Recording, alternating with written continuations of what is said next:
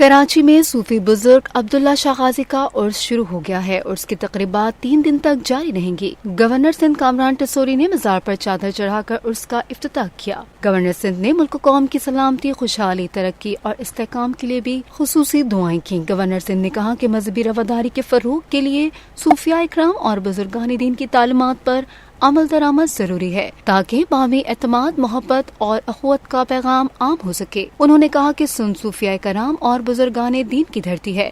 صوفیوں کا پیغام انسانیت اور محبت ہے۔ صوبے میں ان تمام بزرگان دین کے عمل و کردار کے باعث ہی اسلام پھیلا۔ ان بزرگان دین نے ہمیشہ محبت، اخوت اور بھائی چارے کا درس دیا ہے۔